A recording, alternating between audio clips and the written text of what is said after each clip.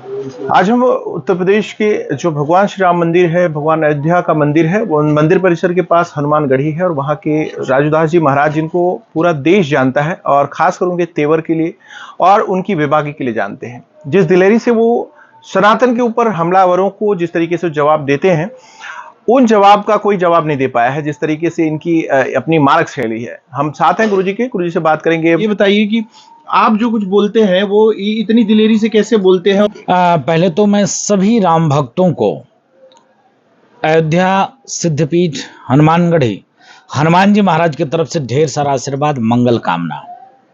देश और दुनिया में रहने वाले राम भक्त और सनातनी कहते हैं ना, गर्व से कहो हम सनातनी हैं, गर्व से कहो हम हिंदू हैं।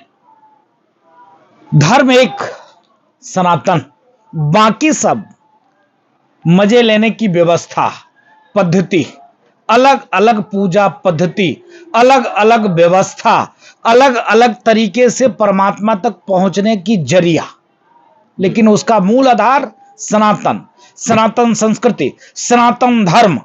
हम हिंदू जाति से हैं, हम हिंदू हैं।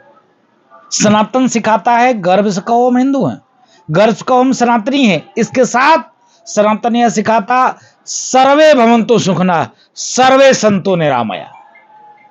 विश्व बंधुत्व का भाव, विश्व बंधुत्व का कामना और वसुदेव कुटुंबकम की भाव, मतलब पूरे विश्व में, चराचर जगत में, पूरे सृष्टि में रहने वाला मानव, मानवत्व का मानने वाला चराचर जीव सारे परमात्मा के ही बच्चे हैं, परमात्मा के अभिन्न अंग हैं, सब हमारे हैं और हम मानव हैं। हमारा परम कर्तव्य है सबकी रक्षा, सुरक्षा, सबका पुनरुद्धार, सबके लिए चिंता करना, चिंतन करना। और हम भारत देश के रहने वाले हैं। भारत देश में ऋषि मुनि, महात्मा और सनातन पद्धति, सनातन संस्कृति का है बोलवाला है। आपने कहा कि महाराज जी सनातन को टारगेट करते हैं। सनातन को टारगेट बहुत लोगों ने किया, मलेच्छों ने किया, अधर्मियों ने किया, कुकर्मियों ने किया, आक्रांताओं ने किया, इस्लामिक आतंकवादियों ने किया, तमाम शक, खून, कुसान, बड़े बड़े मलेच्छ, ऐसे लोगों ने सनातन को मिटाने का प्रयास किया। लेकिन सनातन मिटने वाला नहीं है, क्योंकि जड़ में, चेतन में, नभ में, थल में, आकाश, मतलब हर जगह सनातन, मतलब कंकर कंकर में जहां शंकर देखा जाता हो, हर पत्थर में जहां परमात्मा की वास होता हो, इसके नाते सनातन को आज तक कोई मिटा नहीं पाया, डिगा नहीं पाया। हाँ, लेकिन कहा गया है धर्मो रक्षति रक्षतः, क्योंकि इतनी सामर्थ्य शक्ति नहीं है, इतना समर्पण नहीं है, इतना आस्था नहीं है, इतना विश्वास नहीं है कि परमात्मा को पाया जा सकता है। तो परमात्मा तो इसे दिखने वाले नहीं है, क्योंकि मन में इतनी मैल है। राजूदास इच्छा है कि हाँ क्या है, तो यह धर्मी है, एक कुकर्मी है, तो इसका विनाश होना चाहिए। अगर जिस दिन ये भी विकार राजूदास के अंदर से निकल जाएगा, तभी परमात्मा मिल सकते हैं। इसके नाते परमात्मा किसी न किसी माध्यम से सृष्टि में उत्पन्न लेते हैं, चाहे राम के रूप में, कृष्ण के रूप में, परशुराम के रूप में। परमात्मा को आना पड़ता है और आने के बाद ऐसे दुष्टों को, निशाचरों को संहार करके तब सत्य और सनातन की स्थापना करते हैं। तो मुझको लगता है कि जो लोग राम को काल्पनिक कहते थे, जो लोग नित्य राम भक्तों के ऊपर गोली चलाया करते थे, जो लोग कहते हैं कि सनातन मतलब एड्स है, कोरोना है, डेंगू है, मलेरिया है, टाइफाइड है, खत्म कर देना चाहिए।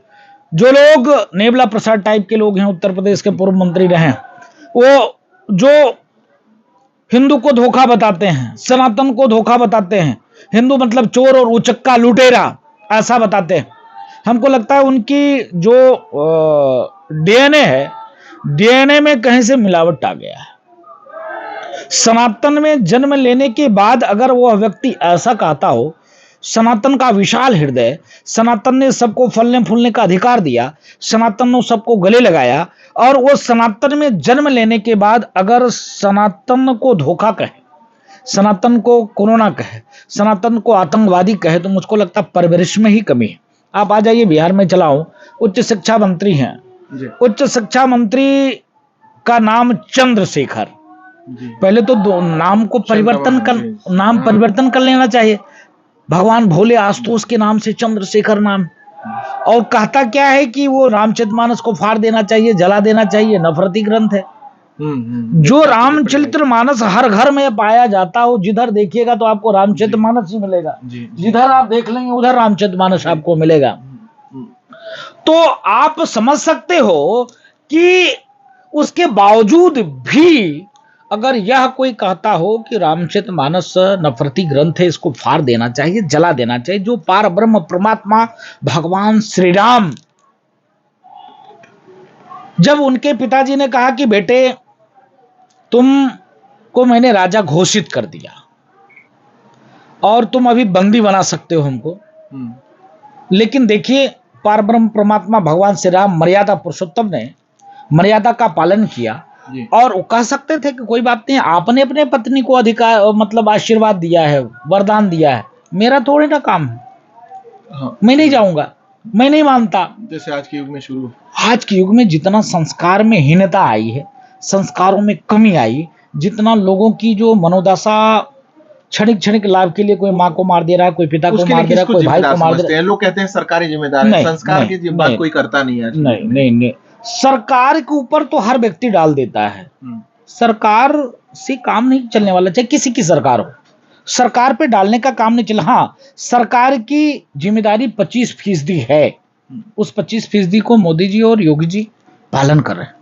रही 75% माता पिता गुरुजन जहां शिक्षा लेते हैं, स्कूल की शिक्षा प्रणाली, शिक्षा विधि, शिक्षा पद्धति, उसमें सुधार लाना पड़ेगा। इसमें एक सामाजिक सवाल गुरुजी, देखिए सनातन की बात कर रहे हैं, जब अवेयरनेस की बात आती है, जब अवेयरनेस की बात करते हैं, आप देखिए यहाँ पे लोग बरमुडा पहन के, हाफ चड्डी पहन के चले आते हैं, लोग मंदिरों तक चले आ रहे हैं, दर्शन करने चले आ रहे हैं। तो अपने जो सनातनी खुद को कह रहे हैं, ठीक है, उनके अंदर एक भावना है कि हम सनातनी हैं, लेकिन वो पालन नहीं करते हैं। तो ऐसे युवाओं को क्या कहेंगे, वो जोड़ पाएंगे वो? नहीं, ये सनातन का विशाल हृदय है। सनातन ने इतनी छूट दिया है, इतनी छूट दिया है, जिसका परिणाम स्वरूप है कि सब सेकुलर हो गए। हाँ। विषय ये है कि अन्य कौम में, अन्य मजहब में क्या है कि नहीं, महिलाएं पूर्णतः अंग ढके रहेंगे, पुरुष वर्ग एक ड्रेस पहनेंगे, मस्तक पे टोपी रखेंगे, 5 वक्त का नमाज करेंगे, वजू करेंगे, उसके धर्म के बारे में किसी ने टीका टिप्पणी करा तो गला काट देंगे। उनके यहाँ स्थिति ये है कि उनके धर्म के अलावा किसी अन्य मजहब को मानेगा, उसका गला काट देंगे। उनके यहाँ उनके धर्म के अलावा किसी अन्य धर्म के अगर व्यक्ति बात करता है तो उसका खान पान बंद कर देंगे, उसको ठीक कर देंगे। फिर उसके बाद इस्लाम के अलावा ईसाई में चले जाइए, उनके यहाँ स्थिति ये है कि दफनाने के लिए भी व्यवस्था है कि इस जगह फला व्यक्ति को दफनाया जाएगा। चर्च में जाना है तो यह व्यक्ति, इस चर्च में यह व्यक्ति जाएगा। इस्लाम में आ जाइए, इस मस्जिद में इस ये व्यक्ति जाएगा, पैजामा ऊंचा, पैजामा नीचा, पैजामा ऐसा। सनातन में विशाल हृदय है, हर व्यक्ति आ सकता है, जा सकता है, हर व्यक्ति को पूजा पद्धति का अधिकार है, चाहे महिला हो, पुरुष हो, किसी भी प्रकार से हो। तो सनातन का इतना विशाल हृदय है, इसका परिणाम स्वरूप है कि आप वस्त्र विहीन लोग आ जा रहे हैं। इसका परिणाम स्वरूप है भगवान को, देवी देवताओं को लोग गाली देने वाले भी हैं। इसका मतलब इतना छूट है कि व्यक्ति के मन में जो इच्छा हो उस प्रकार से कर सकता है।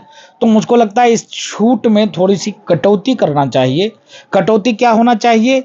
कटौती में सख्त रूप से माता पिता, गुरुजन, साधुजन, प्रबुद्ध वर्ग के लोग, ब्राह्मण जन, इनको थोड़ा सा सख्त होना चाहिए। सख्त होकर जरा सा शिक्षा संस्कार पर ध्यान देना चाहिए। गुरु जी, एक सवाल हमने देखा है अब सोशल मीडिया पे, अभी देखिए इजराइल और हमास आतंकवादी संगठन है, इजराइल फिलिस्तीन का।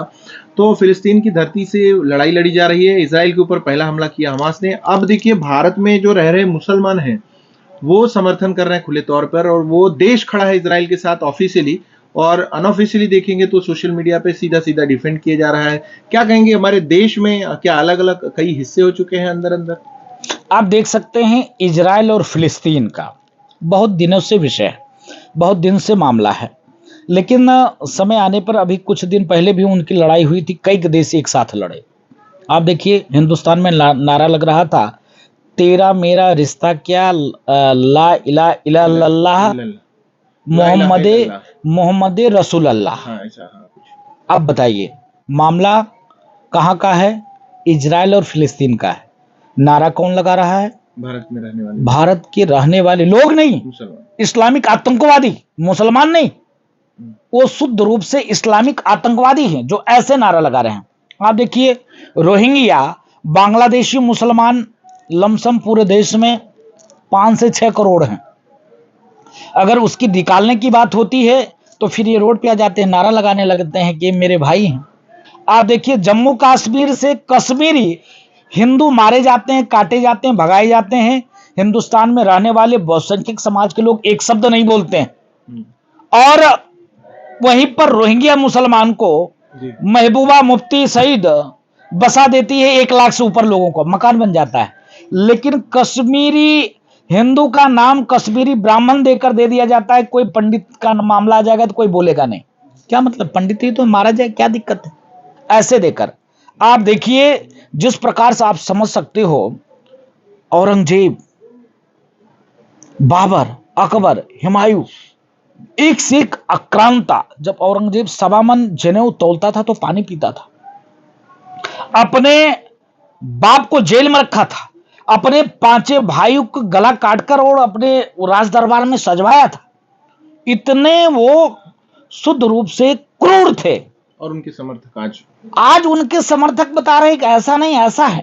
तो जब तक हिंदू सनातनी बहुसंख्यक हैं तभी जाकर हिंदुस्तान बचा हुआ है, नहीं तो धर्म के आधार पर देखिए पाकिस्तान हो गया, धर्म के आधार पर अफगानिस्तान हो गया, धर्म के आधार पर बांग्लादेश हो गया, बर्मा हो गया। देश कई बार बढ़ चुके हैं। इसके नाते तो मैं निवेदन करूंगा, हिंदू सिर्फ एक शादी और 2 बच्चे में भी तैयारी करते हैं कि एक को डॉक्टर बनाना है, आईएएस बनाना है, पीसीएस बनाना है, साइंटिस्ट बनाना है, 100 बीघा जमीन खरीदनी है, 4 मकानें खरीदनी है, तब जाकर दूसरे बच्चे की तैयारी करते हैं। यहाँ एक बीवी 40 बच्चे, सबके हाथ में एक एक पत्थर। एक बीवी 40 बच्चे और सब एक छोटे से कमरे में रह सकते हैं।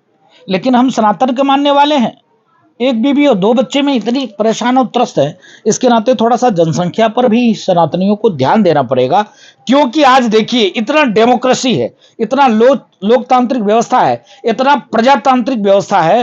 प्रजातंत्र में व्यवस्था है कि जिसकी जितनी संख्या बारी उसकी उतनी हिस्सेदारी।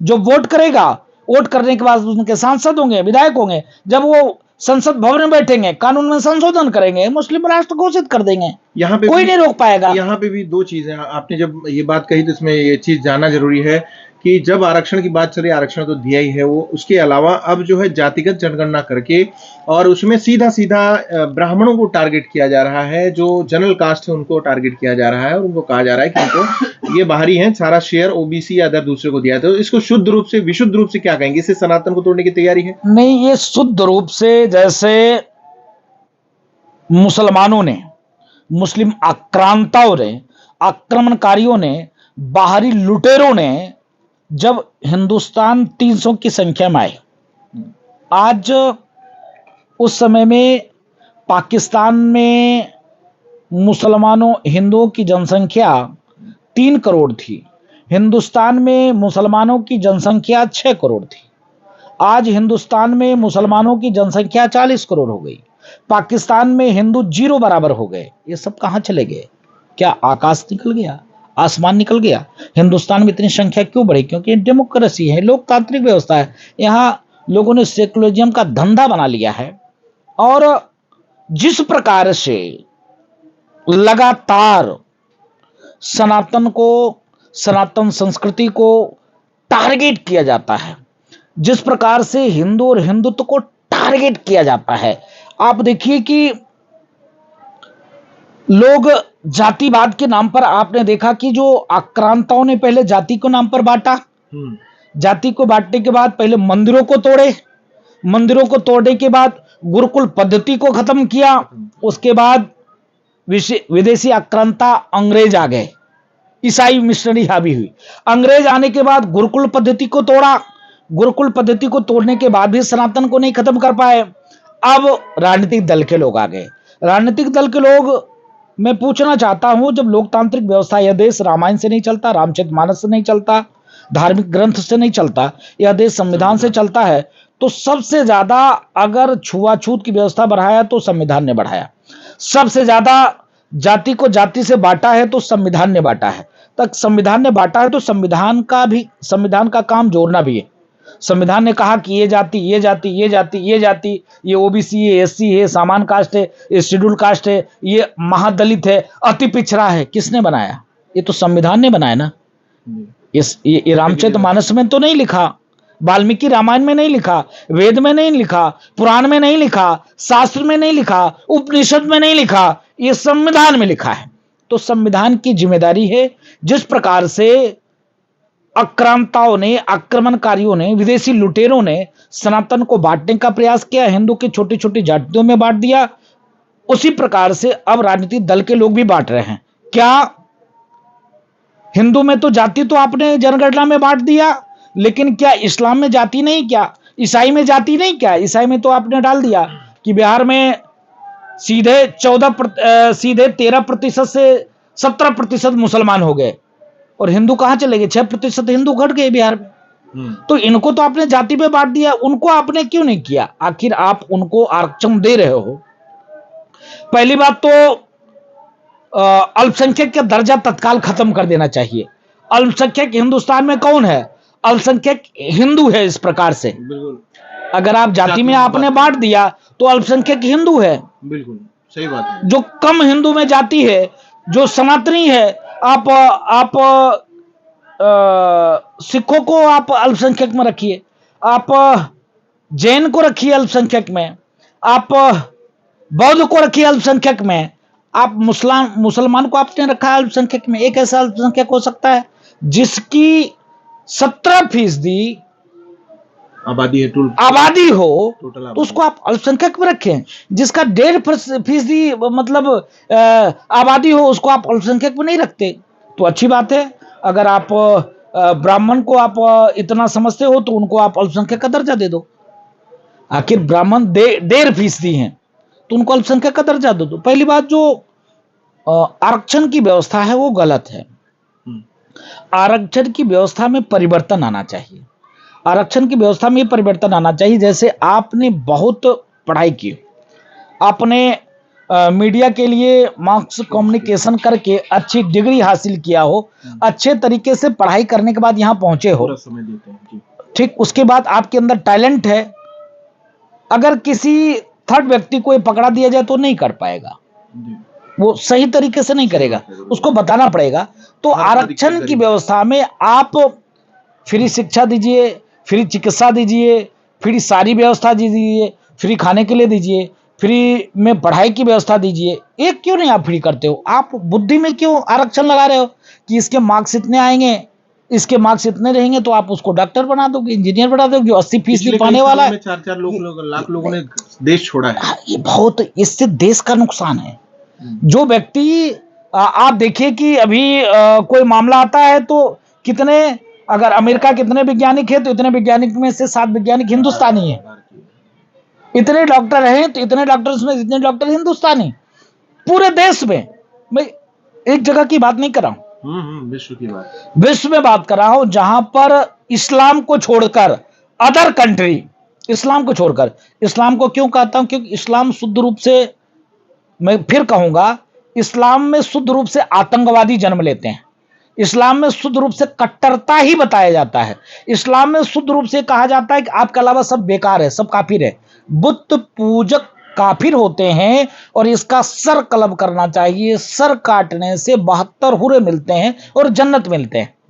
तो इसके नाते इस्लामिक देश छोड़कर अदर जितने कंट्री हैं, उस कंट्री में आप देखोगे जितने बड़े बड़े अधिकारी हैं, जितने बड़े बड़े डॉक्टर हैं, साइंटिस्ट हैं, बुद्धिजीवी वर्ग के लोग हैं, अगर 10 की टीम बनती है तो 7 भारतीय हैं।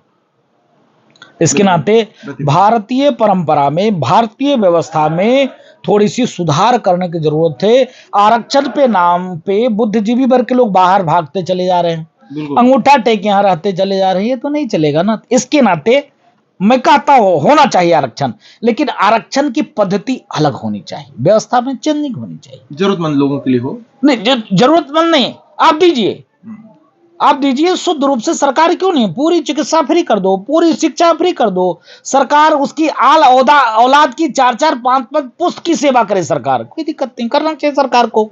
लेकिन अगर कोई टैलेंटेड व्यक्ति को नहीं बैठाकर एक अंगूठा टेक व्यक्ति को बैठा दिया जाए तो देश का भविष्य अंधकार में, गर्त में चला जाएगा। ये मैं किसी जाति विशेष की बात नहीं कर रहा हूं, ये देश की व्यवस्था की बात कर रहा हूं। आने वाले भविष्य में देश कहां जा रहा है, गर्त में चला जाएगा।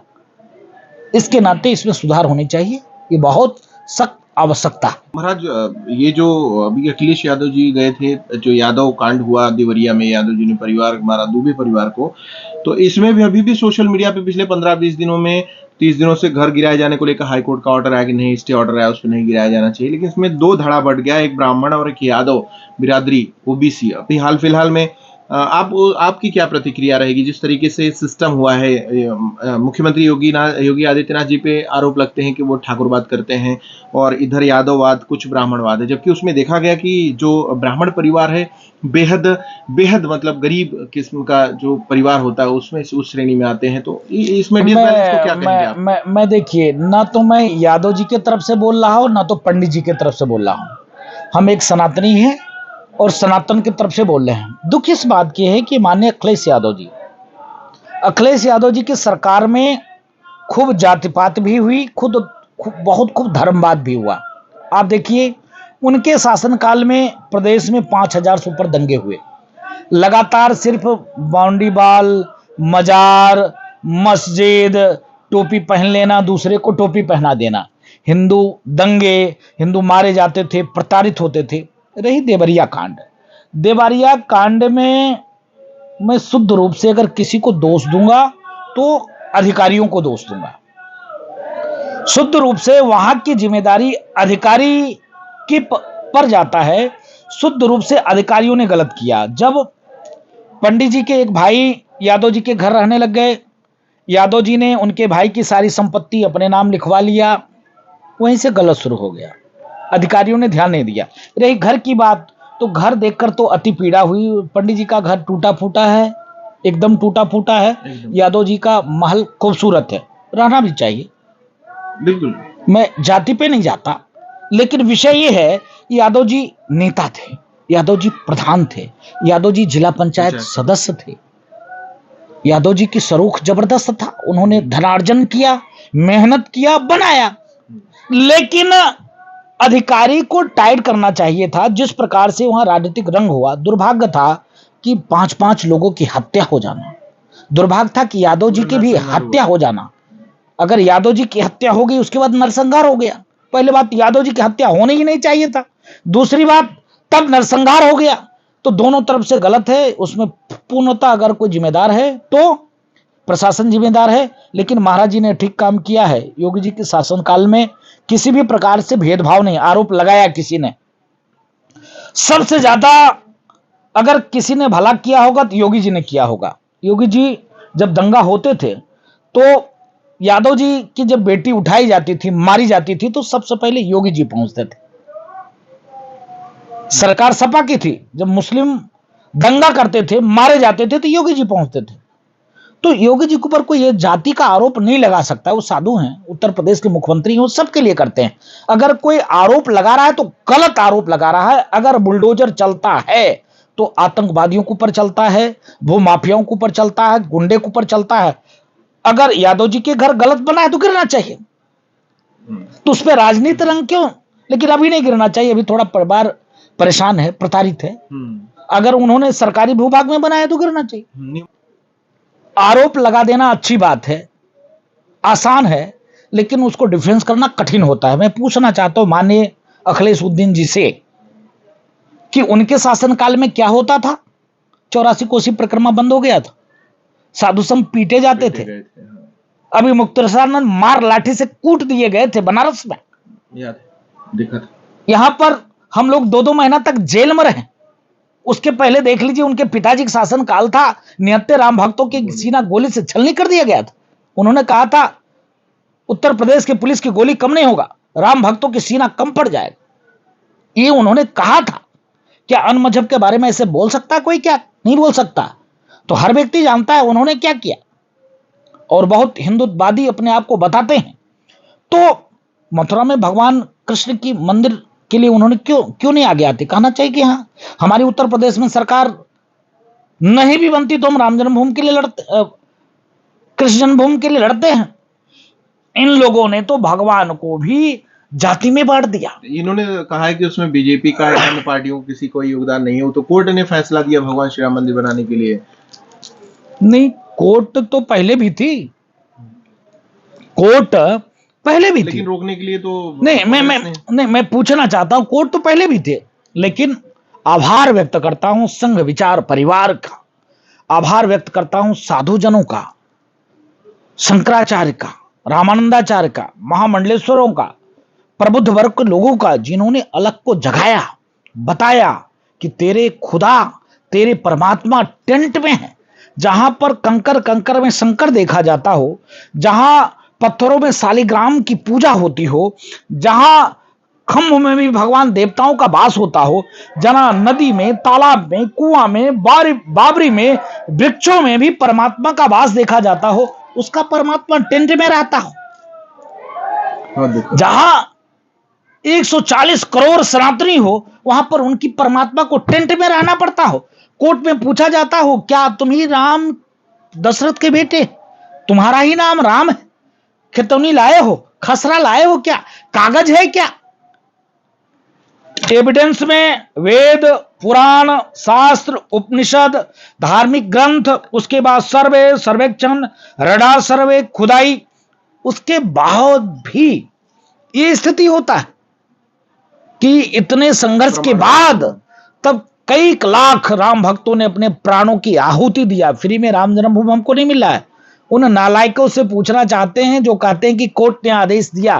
कोर्ट ने आदेश नहीं, ऐसे नहीं दिया, इतने संघर्ष करना पड़ा, 500 वर्ष लगे, 5 लाख से ऊपर राम भक्तों ने अपने प्राणों की आहुति दिया, संघर्ष किया, समर्पण किया, त्याग किया, तब जाकर ऐसा क्षण, ऐसा अवसर आया है कि आज अयोध्या में राम जन्मभूमि मंदिर का निर्माण निर्विवादित रूप से चल रहा है। जो लोग कहते थे कि राम काल्पनिक है, जो लोग राम जन्मभूमि मंदिर के खिलाफ 16 17 वकील खड़े कर देते थे, जो लोग लगातार प्रयास करते थे कि राम जन्मभूमि मंदिर का आदेश ना आवे, जो लोग प्रयास करते थे कि किसी भी प्रकार से सनातनी को राम जन्मभूमि मंदिर पर काबिज न हो पाए, ऐसे लोग को प्रयास को विफल करने के लिए सनातनियों ने, राम भक्तों ने, हिंदू जनमानस ने यह दिखा दिया कि नहीं, बहुसंख्यक समाज के हृदय में राम जी बसते हैं। और आज कोर्ट के आदेश के द्वारा भव्य दिव्य राम जन्मभूमि मंदिर निर्माण कार्य चल रहा है। और यह अयोध्या ने, राम भक्तों ने देखा खून की नदियां, लाशों की वो पटा हुआ अयोध्या, राम की पैरी खूनों से रंगी हुई। उसके बाद राम जन्मभूमि का निर्णय आया है और भव्य दिव्य राम जन्मभूमि मंदिर निर्माण कार्य चल रहा है। इसी के साथ एक सवाल करना चाह रहा हूँ गुरुजी, सुप्रीम कोर्ट के आदेश के बाद यहाँ पे मस्जिद का भी निर्माण किया जा रहा है और कहा गया कुछ यो में दिया गया, उसकी तो कोई व्याख्या नहीं थी, उसका कोई कंपनसेशन दिया गया एक तरीके से, उस पर क्या टिप्पणी रहेगी? अयोध्या में देना जरूरी था? नहीं, देखिए दुर्भाग्य की बात है, मैं कोर्ट की अवहेलना नहीं करता, लेकिन आज पूरे देश में इस्लामिक धर्मगुरु, इस्लामिक बुद्धिजीवी, इस्लामिक नेता, इस्लामिक आतंकवादी से जब पूछेंगे तो सब यही कहते हैं क्या कि गलत हुआ, हमारी मस्जिद को, बाबरी मस्जिद को तोड़ दिया गया और वहां पर जबरदस्ती मंदिर बना रहे। जबकि अभी आप चले जाइए उत्खनन में, जब जाएंगे 17 फीट, 18 फीट, 6 फीट, 3.5 फीट, मतलब ऐसे करके देवी देवताओं के खंडित विखंडित मूर्तियां, शिवलिंग, हवन कुंड, सनातन से जुड़े हुए तमाम वस्तु ऐसे प्राप्त हुए। जी। वेद पुराण उपनिषद के जवाब देने के बाद इतनी चीज वहां पर मिला है, मुझको लगता है उसके बावजूद भी ये लोग कहते कि नहीं, मेरे साथ नाइंसाफी हुई है। फिर भी हिंदुस्तान के कोर्ट ने, लोगों ने अपना दरिया दिल दिखाई और उनको जमीन दे दिया और वो मस्जिद बना रहे हैं। अयोध्या में मस्जिदों की कमी नहीं है।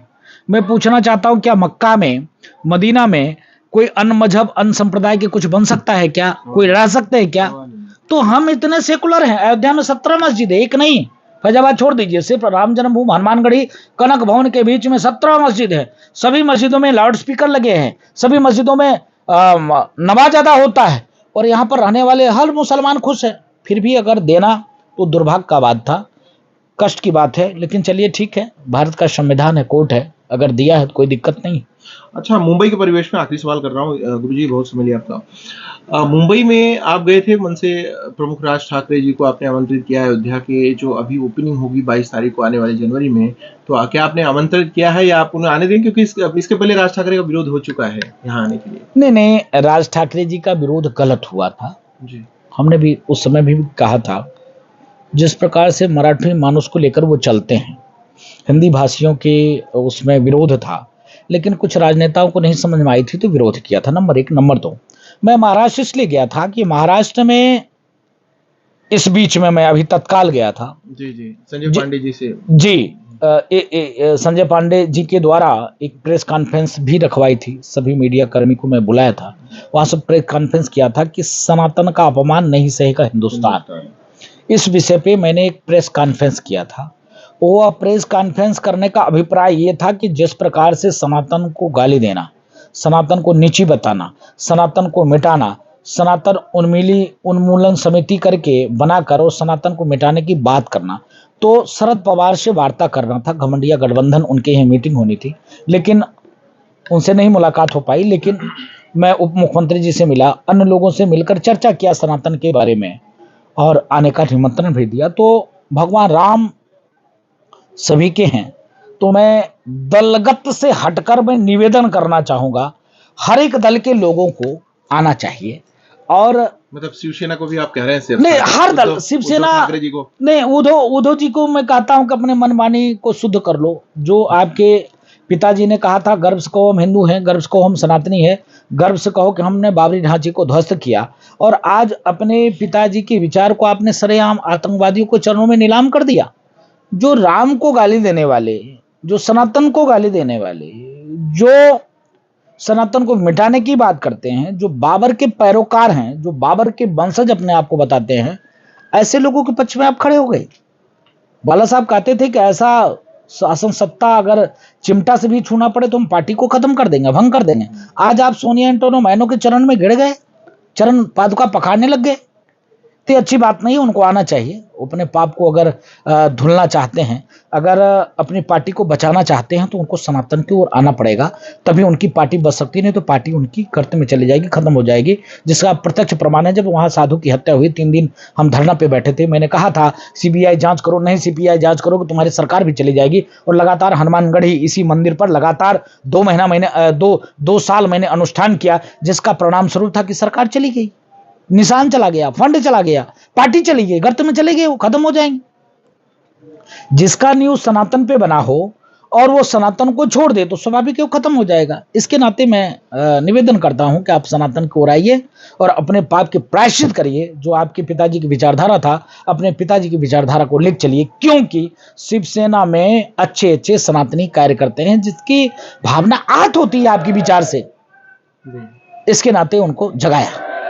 आखिरी सवाल गुरुजी, आखिरी में ये है कि आप इतनी बेबाकी और निडरता से कैसे बात करते हैं? आपको डर नहीं लगता है तन सर से जुदा कई बार आपके लिए धमकियां आई हैं? नहीं, हम साधु हैं, मृत्यु को कौन रोक सकता है? मृत्यु तो अटल है, क्या जाएगा? कुछ नहीं जाएगा।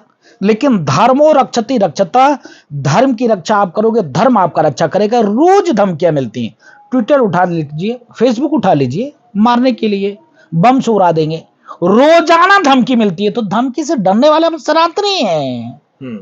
हम पुनर्जन्म में विश्वास रखते हैं। जहां कंकर कंकर में शंकर ढूंढा जाता हो, जहां पत्थर में शालिग्राम की पूजा होता हो, वहां डरने की क्या बात है? आज मर जाएंगे, फिर पुनर्जन्म लेंगे, फिर पावरफुल होके आएंगे, फिर रामद्रोहियों को मारेंगे, काटेंगे, भगाएंगे, फिर विरोध करेंगे, फिर मार देंगे, फिर जन्म होल लेके आएंगे, फिर इनको ठीक करेंगे। तो मरने से कहां डरता, मर जाए कोई दिक्कत नहीं है। लेकिन मेरे हिंदू वीरों, हिंदू शेरों, जगो, कम से कम सनातन की बात करो। सनातन की बात नहीं कर सकते तो जो सनातन की बात करता है उसके साथ चलो। मेरे वीर शेरों, गर्व से कहो सनातनी है, गर्व से कहो हिंदू है। सड़ी हुई जातिवादी मानसिकता से हटकर सनातन के लिए कार्य करो और भगवान तुम्हारी चिंता और चिंतन करेंगे। बाल बाका कोई रुआ नहीं उखाड़ सकता एक भी। अगर परमात्मा जिस दिन चाहेंगे उस दिन राजू दास की हत्या हो सकती है, नहीं तो एक बाल नहीं उखाड़ सकते। ये आतंकवादी रोज धमकी देते हैं, उसकी चिंता नहीं है, लेकिन जगना पड़ेगा, बताना पड़ेगा। जिस दिन हिंदू घटा उस दिन देश बट जाएगा, और जिस दिन देश बटा उस दिन सब खत्म हो जाएंगे। आज तो आपस में लड़ रहे हो, ये तो मैं बड़े जाति की हूं, मैं और बड़े जाति का हूं, मैं फलाने के यहां पानी नहीं पीऊंगा, फलाने के यहां बैठूंगा नहीं, मैं तो बहुत नीच जाति की हूं। मैं पूछना चाहता हूं अखिलेश यादव से। अखिलेश यादव ने कहा कि मैं नीच जाति का हूं। आप बताओ, पार ब्रह्म परमात्मा भगवान श्री कृष्ण जिसके वंश में जन्म लिए हो, वो कहे हम नीच जाति के हैं। जाति व्यवस्था के लिए जिम्मेदार ठहराए जाते हैं ब्राह्मण। नहीं कैसे, ओहो, क्या? तो फिर मैं पूछना चाहता हूं, इस्लाम में 1700 जातियां हैं, 2000 जाति ईसाई में है, तो इसके लिए जाति जिम्मेदारी कौन, इसका जिम्मेदारी कौन लेगा? जिन्हें आप नेवला प्रसाद कहते हैं, उन्होंने रामायण की चौपाई की व्याख्या किया था, रामचरितमानस की, और उसके बाद ही आपने भी पलटवार किया नहीं, था। उसमें लिखा है ढोल कमार सूद पशुनारी सकल ये तारना के अधिकारी। तारना मतलब अवधी भाषा में बोला जाता है, कहा बहुत तारत बाड़ा। तारना मतलब देखना होता है, चिंता करना होता है, चिंतन करना होता है। वो पढ़े लिखे तो है नहीं, मूर्ख हैं। वो शुद्ध रूप से जहर घोलने वाला व्यक्ति और इस प्रकार से घूम रहा है। अभी तक तो उसका अगर अन्य मजहब के बारे में बोला होता तो सरतन से जुदा हो गया होता। लेकिन हम सनातन के मानने वाले, हम सहिष्णु हैं, इसके नाते जिसको जी में आता है जो वो बोलकर चला जाता है। अगर राजू दास कट्टर होते, सनातन के मानने वाले कट्टर होते, तो किसी की भी मजाल नहीं होती सनातन के बारे में टीका टिप्पणी कर सके। हम इतने विशाल हृदय वाले हैं, इसके नाते बोलते हैं, कोई दिक्कत नहीं है, बोलने से कुछ फर्क भी नहीं पड़ने वाला है। लेकिन सनातनियों को जगना पड़ेगा, जागृति लाना पड़ेगा। नेवला प्रसाद जैसे लोगों को सबक सिखाना पड़ेगा, स्टालिन जैसे लोगों को सबक सिखाना पड़ेगा। आप देखिए खड़गे जैसे लोगों को सबक सिखाना पड़ेगा। आप बताइए, वो बता रहा था खड़गे, कांग्रेस का राष्ट्रीय अध्यक्ष, ये कह रहा था कि मोदी मजबूत होगा तो सनातन मजबूत होगा। तो ऐसे लोगों को सबक सिखाना पड़ेगा, हिंदुओं को जागना पड़ेगा। हम अपने लिए नहीं लड़ रहे हैं, अपना कोई लाभ नहीं है। अपना लाभ यह है कि हिंदू जगो, सनातनी जगो, सनातनी एक हो जाओ। गर्व को हम हिंदू हैं, गर्व को हम सनातनी हैं। लड़ाई तो सबका है ना, एक व्यक्ति का थोड़े ना है। अगर ये गाली कोई दे रहा तो सनातन को गाली दे रहा है। सनातन में हमने जन्म लिया, सनातन तो सबका है ना, ये सबकी जिम्मेदारी बनती है ना, सिर्फ राजू दास की जिम्मेदारी नहीं है। राजू दास अपनी जिम्मेदारी को समझते हैं, इसलिए राजू दास लड़ते हैं, राजू दास संघर्ष करते हैं। ऐसे हमारे साथ बहुत लोग हैं, एक नहीं, मेरे साथ राम भक्तों का फौज है, मेरे साथ सनातनियों का फौज है। राजू दास एक शब्द बोलते हैं तो पूरे देश में, इसलिए आप करोड़ों का इनाम रख देते हैं। पूरे देश में हुंकार नहीं, इसलिए करोड़ों का इनाम रखते हैं। दुर्भाग्य की बात है, मैं पुनः कहना चाहूंगा, मैंने कहा था, मैं स्वीकार करता हूं कि हाँ, स्वामी प्रसाद मौर्य का जो सर लाएगा इतना देंगे। मैंने कहा था स्टालिन का जो ऐसा करेगा उसको ये देंगे। मैंने कहा था कि कांग्रेस के और भी नेता थे जो सनातन के बारे में बोले थे, उसका ऐसा करेगा तो ये देंगे। इसलिए कहा था क्योंकि हिंदू को जगना पड़ेगा। आप देखिए, हमारे देवी देवता परब्रह्म परमात्मा भगवान श्री राम धनुष बाण रखे थे। आप देखिए, साक्षात नारायण परब्रह्म परमात्मा भगवान श्री कृष्ण ने 100 गलती माफ किया था। जब 99 गलती को माफ किया, जब 100 गलती हुआ तो चक्र सुदर्शन लेकर गला काट दिए थे। इसके नाते पाप की घड़ा बढ़ चुका है। इसके नाते हमने कहा था कि हाँ, गला कटना चाहिए ऐसे लोगों का, ऐसे लोगों को दंड मिलना चाहिए। संवैधानिक रूप से, वैधानिक रूप से, लोकतांत्रिक रूप से, प्रजातांत्रिक रूप से, संवैधानिक रूप से और धार्मिक रूप से इन लोग को दंड मिलना चाहिए। अगर ये दंड नहीं मिलेगा तो ये लोग ऐसे ही जहर उगलेंगे और समाज को बांटने की साजिश करेंगे। धन्यवाद गुरु जी, आपने बहुत समय दिया, तो आप बस फ्रेम चेंज रोल। तो आप देख रहे थे महंत श्री राजू दास जी, जिन्होंने बड़ी ही बेबाकी से अपनी बातें रखी हैं और सनातन को लेकर इन्होंने जो चीजें कही है बहुत ही प्रामाणिक तरीके से उदाहरण के साथ बताया। तो आने वाले समय में अब देखते हैं कि जो जातिगत जनगणना की बात कर रही है विपक्षी पार्टी और साथ में बात कर रहे हैं दूसरे विपक्ष जो भारतीय जनता पार्टी यानी सनातन बनाम विपक्षी पार्टियां होगी, उस पर काफी चर्चा आपने सुनी। तो आपको अगर कुछ सवाल है तो कमेंट करके जरूर बताइएगा। हमारे साथ जुड़ने के लिए सभी का धन्यवाद, आभार। देखते रहिए मेट्रो सिटी समाचार।